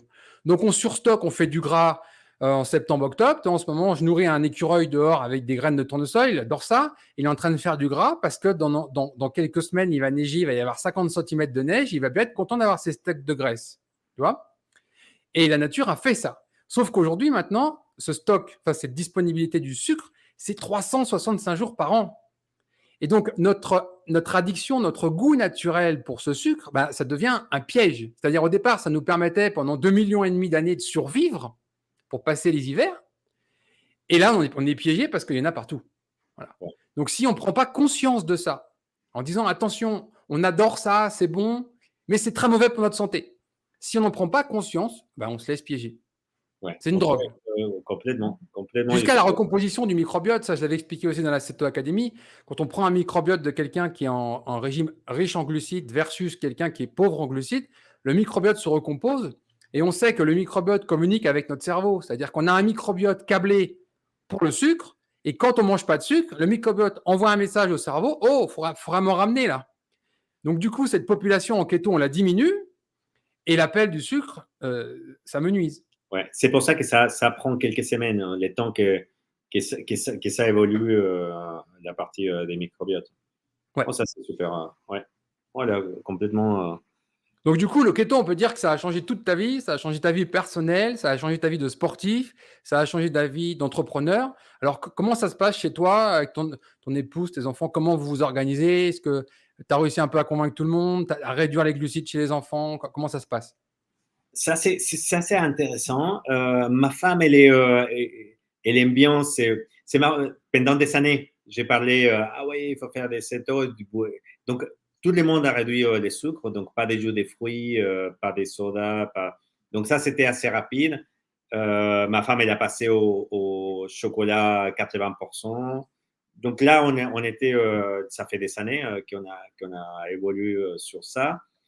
Et maintenant, c'est marrant parce qu'on discutait, mais là, il a eu un input de ses parents avec un bouquin, je ne sais pas si c'est une française, bon, des low carb. Et Ouais, donc là, maintenant, elle est complètement à fond. Donc maintenant, elle a ton livre, Keto, Bonjour keto? Keto, Ouais. est donné, et là, elle est à fond sur les recettes. Mes filles, c'est assez marrant parce qu'on n'était jamais beaucoup, surtout jus de fruits toujours interdit. C'est des filles qui mangent un peu de tout. Et ils vont dans des fêtes d'enfants, ils sont des sodas. Et là, ils prennent un gorgée et après, est-ce que vous savez de l'eau? Donc là, je trouve ça très intéressant parce que Tiens, ouais. ils s'aiment bien parce que c'est l'oasis, donc ils font un petit gorgée, mais ils ne sont pas capables de finir un verre d'oasis. Et maintenant, ils vont dans les maisons des copains. Ah, est-ce que tu veux un croissant? Ah non, ça c'est des sucres. Mon papa il dit que ça c'est des sucres aussi, et ça c'est des sucres. Donc il comprend très bien. Ils sont arrivés à faire cette notion. Parce qu'en France, c'est compliqué. Ouais. Les gens, ils pensent sucre et pensent que c'est juste la poudre blanche. Ouais. Et ils ne voient pas ça comme glucides. Ouais. Et donc là, c'est les messages que j'essaie de passer à mes filles. Et aujourd'hui, bon, ils mangent un peu de tout. Ils ne sont pas en régime. S'ils ont envie de prendre un céréal le matin, ils les prennent. Mais je vois qu'ils font ça de moins en moins. Maintenant, ils se prennent un laitier, soit des mascarpones avec ou un yaourt ou au-dessus plat les matins. Donc, ils arrivent à vraiment varier, mais on essaie de que voilà, ils testent un peu tout. Et pour le moment, ça se passe comme ça.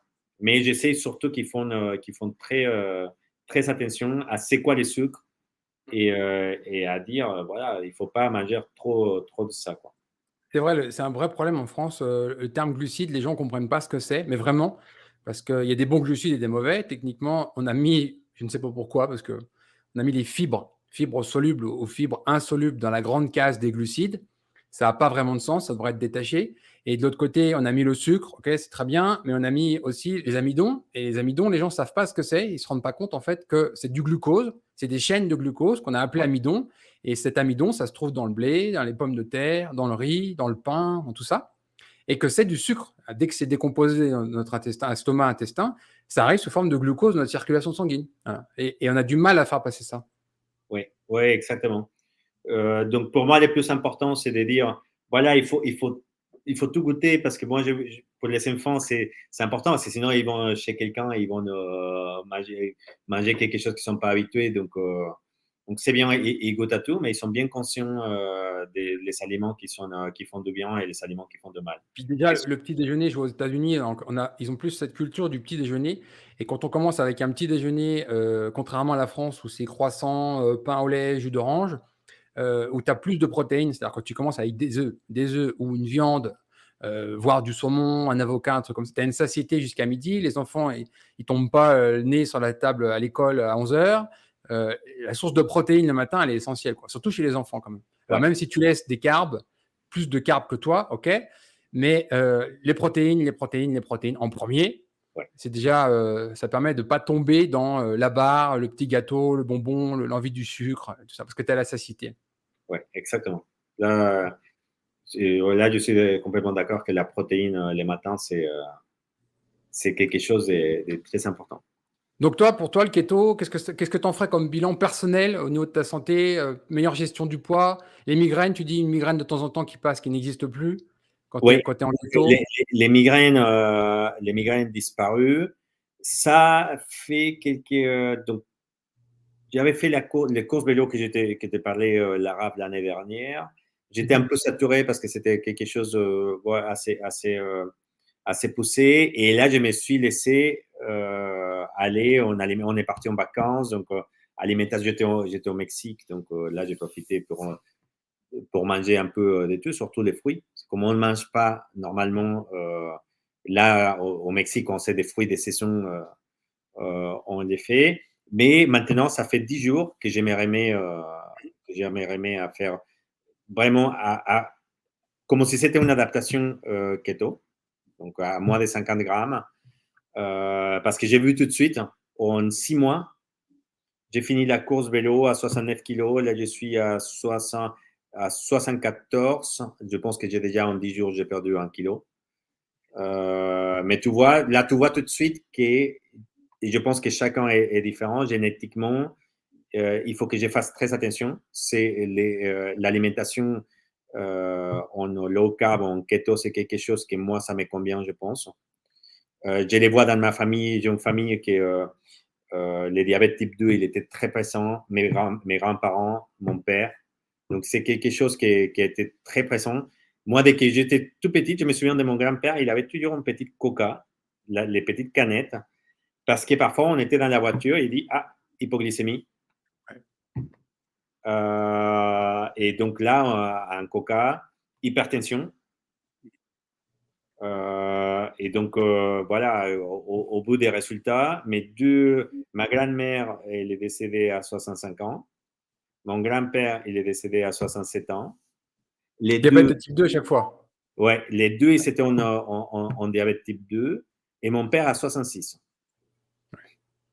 Donc tout va très bien. Les préconditions, c'est un peu les mêmes. Hypertension. Oui.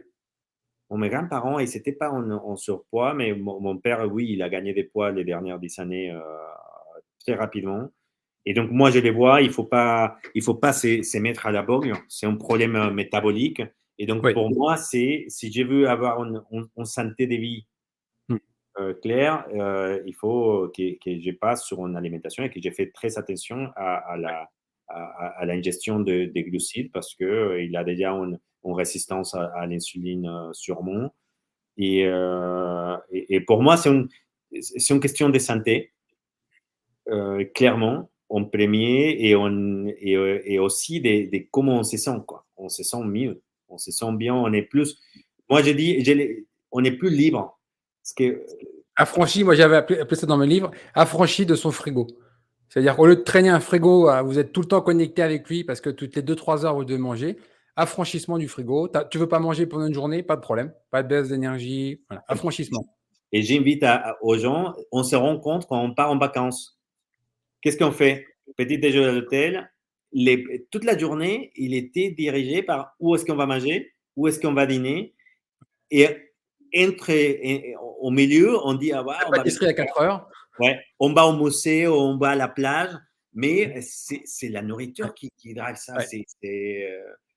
Ouais. Et C'est- 3 repas par jour, indispensable, boire un snack entre, etc. Moi, c'est ce que j'ai connu dans le sport en motocross. Moi, franchement, c'était compliqué.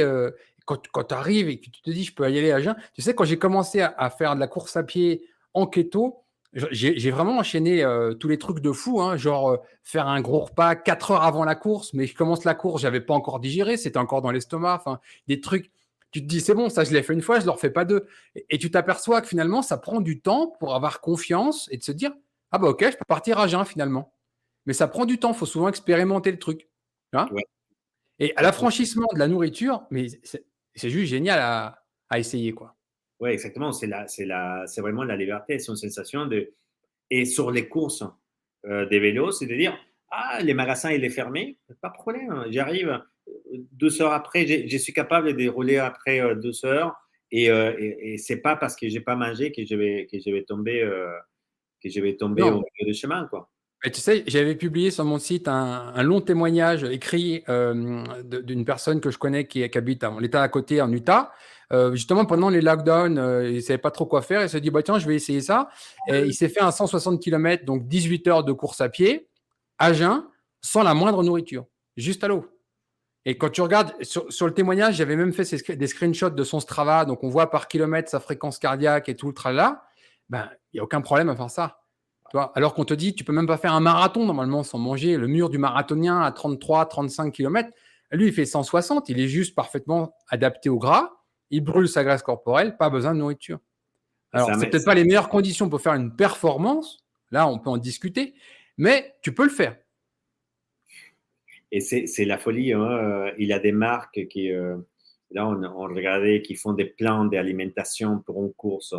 Il a quelqu'un de l'équipe, il vient de faire 5 km, 115 km à Nice. Et quand on voit des marques qui, selon une Ouais. marque très connue, il fallait qu'il prenne 30 produits. 30. Ouais. Entre gel, boisson et trucs. Bah, à Et Boulder, on a la même chose. C'est des courses à pied célèbres, hein. Il y a Boulder ici, et on a un marathon aussi. Et l'autre jour, parce qu'on a beaucoup de champions à Boulder, des champions olympiques, champions du monde, etc. Et il y a quelqu'un qui a fait un plan d'alimentation pour le marathon de Boulder. Et c'était la même chose. Alors moi en dessous, je mets est-ce qu'il y a une injection d'insuline à chaque ravitaillement aussi? Parce que quand tu vois ce qu'ils leur donnent, folie quoi, folie. c'est la folie. Bon, là-bas, j'ai vu un truc dans les marathons de Pikes Peak et c'était une marque. euh, En fait, tu arrives de la course, tu mets ton fauteuil et ils te font en intraveineuse Ouais, les cocktails de vitamines, cocktails ouais, d'hydratation. ouais. J'ai pris en photo parce que j'ai dit, je vais ramener, ils vont pas me croire en France. Là, Ah ça. ouais, ouais. Et en fait, ça, c'est. Alors, ici, il faut savoir que les intraveineuses de vitamines sont totalement légales. Tu peux aller faire de la vitamine C, ce que tu veux. Il y a tout un tas de cocktails différents avec tout un tas de vitamines. Mais tu y vas en libre service, pas d'ordonnance médicale, rien. OK. Et en plus, ils font ça chez les sportifs pour la réhydratation. Et d'ailleurs, je ne sais pas si tu te souviens, mais il y a un athlète que moi, j'admire. Son record n'a pas été homologué, mais pour moi, il le mérite quand même. Tu sais, il avait fait une série de 50 Ironman en 50 États américains en 50 jours. OK. C'est Iron Cowboy. Et vous pouvez retrouver, il y a des documentaires sur Internet, il y a tout ça, il est super connu. Bon. Et le mec s'est dit, ouais, c'est pas assez, hein. On va faire 100. Donc il a fait 100, mais sur place, au même endroit, tous les jours. 100 Ironman enfilés en 100 jours. Et il y en a eu un, il a pas été homologué parce qu'il était tellement épuisé. Tu sais, tu fais ta compétition, alors forcément, les temps ne sont pas bons, les temps sont mauvais. Ah oui, Parce que mais s'enfiler 100 Ironman, tu vois le truc, un par jour. Bon. Et à un moment donné, il était tellement épuisé, il a eu une réhydratation en intraveineuse. Et c'est à cause de ça qu'ils n'ont pas voulu lui homologuer son record. Alors que c'était que des minéraux, hein. Il y avait du sérum physiologique et des minéraux, c'est tout ce qu'il y avait. Mais ce jeu, ça pouvait même pas passer par l'intestin, quoi, par l'estomac. incroyable. Voilà. Donc ici, c'est possible. Oh, là, je pense on va voir des records et des trucs qui vont changer bientôt, quoi. Mais surtout, à niveau de ça, de l'ultra distance, je pense qu'on va voir des choses incroyables. Oui, je suis très, très optimiste là-dessus. Le problème, c'est arriver de le faire comprendre tôt, parce que je te dis, moi, je travaille souvent avec des athlètes, ils sont au bout du bout. C'est-à-dire, c'est quand ils ont commencé à expérimenter les problèmes, en particulier de réalimentation, comme tu disais, hyperglycémie, hypoglycémie au ravitaillement, etc. Là, ils se disent, il faut que je fasse quelque chose. Mais c'est normal, c'est dommage de ne pas avoir fait ça 10 ou 15 ans plus tôt. Tu vois. Donc, l'athlète jeune qui va comprendre dans la fin de son adolescence qu'il faut qu'il change son plan alimentaire, qu'il envisage le régime cétogène optimisé pour le gras, mais c'est que des avantages. Charge d'entraînement supérieure, c'est-à-dire concrètement entre un athlète pas keto et un keto, celui qui est en keto peut avoir 30% de charge d'entraînement supérieure. Consommation du lactate. Donc, quand on travaille au seuil lactate, les seuils lactate changent complètement en keto, ça n'a plus rien à voir. Tu prends, quand tu es blessé, c'est-à-dire les cicatrisations, si tu fais attention un peu à tes protéines, à tes micronutriments, les problèmes de tendons, de ligaments, d'os, éviter les fractures, éviter meilleur système immunitaire, c'est éviter des maladies. Techniquement, quand tu es en keto de façon permanente, adieu le rhume hivernal, la mononucléose chez l'adolescent, toutes ces conneries-là, hop, ça dégage. Du coup, c'est du temps en moins de perdu, quoi. Tous les adolescents, aujourd'hui, je vois le nombre de sportifs professionnels qui mettent leur carrière entre parenthèses à 18 ans à cause d'une mononucléose. S'ils étaient en keto, ils ne seraient pas concernés. Hein. Donc plus c'est considéré tôt dans la carrière de l'athlète, et mieux c'est. Ouais, là, je pense que c'est un peu c'est ça qu'on fait, quoi. Et toi, tu fais de démocratiser, de parler et que les gens ils soient au courant. Ouais. Et cette série participe, tu vois. Là, je me suis lancé au moins 100 portraits keto d'ici la fin d'année. Donc, c'est une vidéo par jour. Il va y avoir il y a déjà eu des sportifs qui ont parlé, plutôt en moto, parce que moi, c'est mon secteur principal, mais je sais qu'on a un ami commun qui s'appelle Thomas Pigua, que je vais faire parler dans quelques jours, qui est ultra-trailer, qui s'est formé à la Ceto Academy, qui est aujourd'hui un porte-étendard de l'alimentation pauvre en glucides pour la performance sportive en course à pied. Donc, je vais essayer de faire parler le plus possible de profils différents dans différents sports pour montrer que ça s'adapte très bien à tout le monde et tous les bienfaits qu'on peut en recueillir selon les sports. Tu vois, moi, le motocross, c'est vraiment ma passion et mon domaine. Il y a un point essentiel en motocross, c'est les temps de réaction. C'est-à-dire quand tu as une grille de départ qui tombe et que ta moto part, on sait qu'avec un cerveau qui fonctionne au corps cétonique, c'est 30% d'optimisation sur les temps de réaction. En supercross, c'est super important de prendre des décisions en millisecondes, tu vois. Et donc, quand tu sais ça, tu vois l'avantage du régime cétogène, ne serait-ce que pour ce point-là. Et dans d'autres sports, ça va être d'autres choses. Mais l'avantage du keto, il est encore à démocratiser, à expliquer, à partager, à faire connaître, quoi. J'ai pensé à toi parce que j'ai vu un vidéo de Supercross avec Stevens. C'est l'Européen qui est venu avec Elie Tomac. Oui. Et qu'il a tout gagné aux US. La première fois qu'il arrivait courir un Européen sur les circuits américains. Le premier, en fait, c'est mon ami, enfin, je le considère comme mon ami, c'est Jean-Michel Bell, le premier français. Et donc, il a été champion du monde de motocross en Europe en 88 et en 89. Et il débarque en 90 aux États-Unis. Et en 91, il prend tous les titres. Parce qu'il prend le titre Supercross, il prend le titre Motocross 250 et il prend même le titre Motocross 500. Donc, il a un palmarès énorme. Et en plus, c'est vraiment ce qui a souligné, au top de sa carrière, il dit j'arrête. Et il passe sur autre chose, il passe à la vitesse. Là, il arrive en Grand Prix moto. Donc, tu imagines quand même que Jean-Michel est champion de motocross, c'est la superstar, c'est le Français qui vient détrôner les Américains.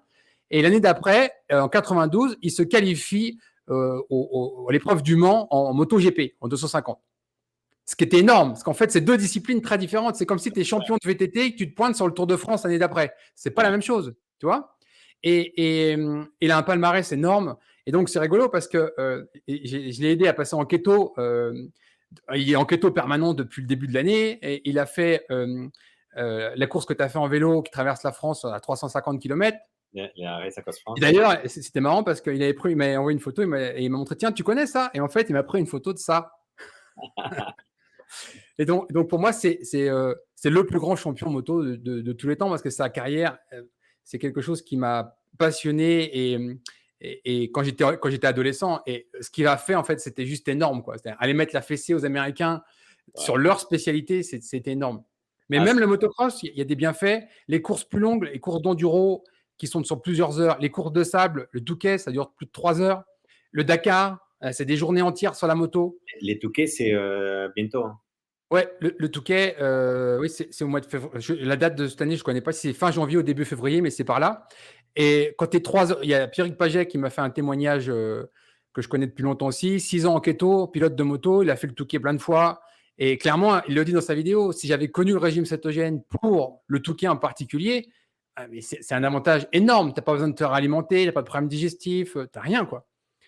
Donc, au niveau énergétique, c'est pour ça que tu t'es focalisé pour commencer sur le vélo, la course à pied, c'est très bien. Mais moi, je dis, envisagez ça sur beaucoup d'autres sports.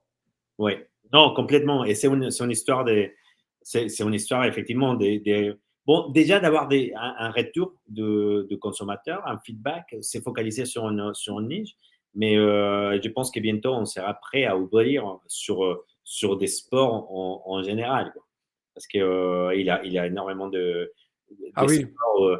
on a beaucoup, Il y beaucoup. avait Dans la un Céto Academy, j'ai essayé de faire un tour. Tu as des gens qui ont utilisé la cétose nutritionnelle parce qu'ils sont plongeurs en grande profondeur, sans bouteille. Tu as des gens en motocross, on a déjà des champions. Je vais interviewer un médecin américain que je connais, mais qui parle français, sur les athlètes professionnels qu'il a passés en keto ici. Et donc, on a des champions de motocross. Tu as des gens en course à pied. J'ai voulu interviewer, mais elle, c'est compliqué. Elle détient le plus vieux record olympique de tous les temps, de 1983, sur du 800 mètres. Et quand tu regardes son histoire, elle est géniale. Alors, c'est vrai qu'il y a un problème avec le dopage, parce que si on est en 83, on est dans les pays de l'Est, et il y avait massivement du dopage à cette époque. Elle a toujours dit que non, mais bon, ça reste problématique. Mais à l'époque, c'était génial parce que son entraîneur la prend et pendant des semaines, ils font des stages et c'était des bols de céréales, les flocons d'avoine, c'était à l'époque, c'était la mode à l'époque, en 83. Et l'histoire, en fait, c'est que elle détestait ça. Elle a été élevée au saindoux et à la saucisse. Et en fait, en cachette, elle fait venir sa mère qui lui amène le saindoux et les saucisses. Et donc, c'est rigolo de connaître son régime alimentaire à cette époque-là parce qu'elle a performé sur du 800 mètres élevée au saindoux et à la saucisse. Elle était en carnivore, quoi. Tu vois, pas de Ouais. glucides. Et c'est le plus vieux titre olympique qui reste de 83 sur du 800 mètres. Alors, Et donc, quand on dit longue distance, non, non, non, sur le 800 mètres aussi, ça marche. Et moi, je sais que je passe pour un fou quand je dis ça, mais je le dis de façon vraiment consciente. Je suis convaincu que le régime cétogène permettra d'être performant, y compris jusqu'au 100 mètres. Un jeune qui s'y mettrait vraiment en keto, strict, qui travaille que sur la filière brûleur de gras pour performer en 100 mètres, pour moi, il n'y a pas de problème. C'est ma vision des choses. On verra si le temps prouve si j'ai tort ou raison. Mais il y a plein d'autres sports. Il y a eu des champions en patinage artistique. J'ai donné tous les noms dans la Céto Academy qui ont été au plus haut niveau en keto.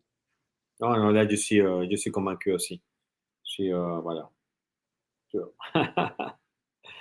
Bon, Bah, je sais on a pas. fait, ah oui, 1h30 quand même. 1h33 déjà, ouais. On peut pas poser longtemps, tu vois. Ah ouais. Donc, je te remercie vraiment pour ce riche entretien. Et tu vas voir, à la suite, il va y avoir d'autres sportifs. Je pense que Jean-Michel Bell, d'ailleurs, je pense qu'il va m'accorder une interview au mois de novembre. Ça sera très intéressant.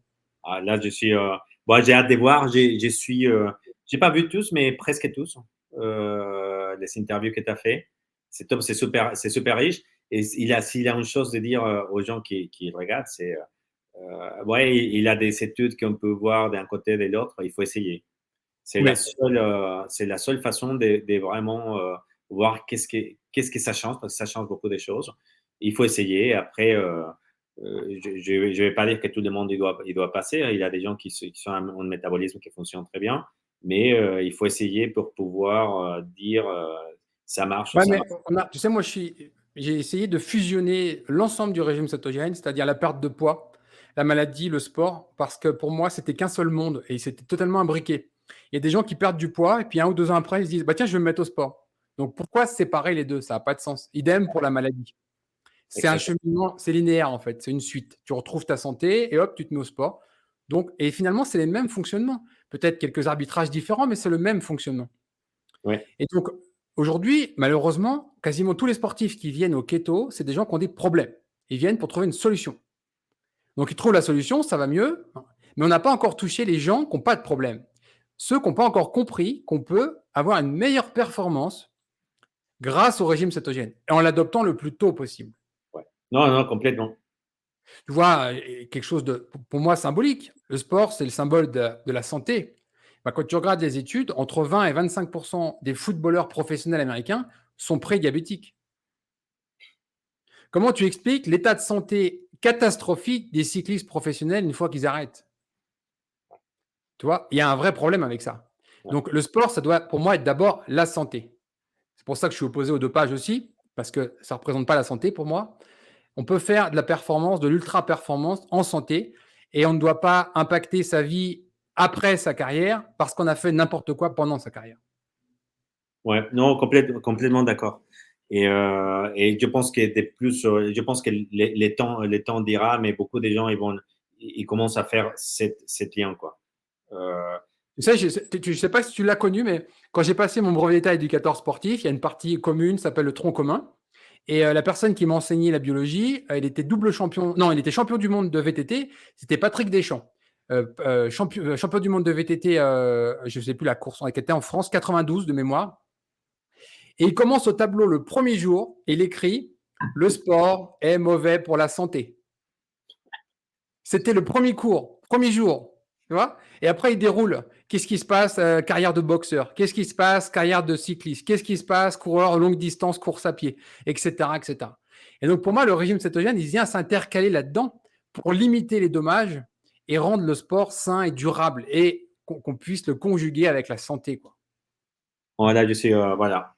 Tu as très bien résumé, t'as très bien résumé, effectivement, quoi, Voilà. les avantages. Terminé? Tu n'as plus rien à dire, Alvaro? Je t'ai épuisé en 1h35. Non, non, on a encore des choses à dire, mais sinon, on va dire. Sinon, comme ça, on laisse pour un deuxième. Un Ah deuxième. ouais, quand tu veux, avec plaisir, tu reviens quand tu veux. Tu vas voir tous les sportifs que je vais faire parler, ça va être intéressant. Le retour sera intéressant. Il y a des gens qu'on connaît tous les deux. Donc voilà. En tout cas, je te Non, remercie beaucoup pour ce témoignage. merci pour ce que tu fais, parce que c'est un boulot de dingue. J'ai vu ton les livres Bonjour Keto, c'est un travail de dingue. C'est Ben, si tu veux, à une pas époque où on vend n'importe des livres quoi de qu'on 100 arrive pages, à. celui-là fait 450. C'est juste 2 ans de travail à temps plein, quoi.